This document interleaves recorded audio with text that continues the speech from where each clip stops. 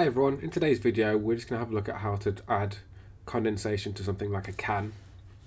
So I've got this fancy can that I've modelled, so I'm not going to go into the actual modelling side of that, there'll be another video for that, but I just wanted to show you. So originally what I tried to do was this. So I tried to make each individual droplet on in the form tool and try and spread them around, but because Fusion doesn't have like a randomly scatter tool, it ends up not really looking that realistic.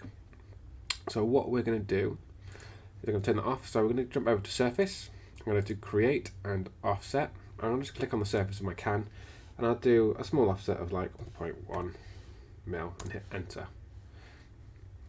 I'm just going to turn my can off.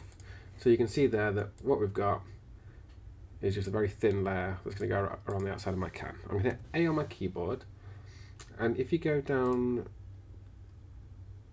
or if you search it, I'm not sure which menu it is. If I just type in bubbles, you'll find we do have a bubbles material there. So if I go to design and render, you'll see that that's what it looks like. Now at the minute it's not really condensation looking, it's just loads and loads of bubbles. But what we can do, if I go back to that menu and if I find the right bubbles,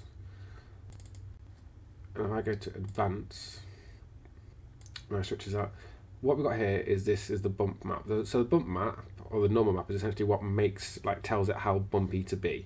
So you can change that. So what I've done, so I just go into Google, I just type in bubbles normal map and I found this one that I want. So all I do, click on it, right click and save it. So I'm just going to click on this and I'm going to change the image. So I've got it saved already. I'm going to click on here and that is now on there. I'm going to click on done, click on apply and close and drag that across. So you see now it has changed those condensation looks to it. Okay, so rather than being all of those loads of bubbles, it's loads and loads of random sort of condensation. So if I then take my can and put that on top of it, now it looks like those condensation bubbles are scattered randomly on those cans. So I will render it, but I'm not going to render it during the video. So let's try it in canvas render and see if my computer makes it look decent. So there you can start to see there that it has those condensation bubbles appearing on there. So I'll just turn that off and I'll show you one that I pre-rendered ready, just so you can see what it looks like.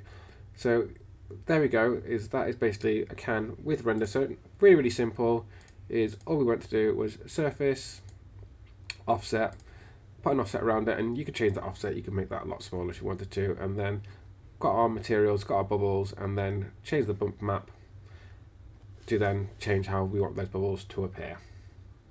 If you've got any questions, send me a message and I'll get back to you.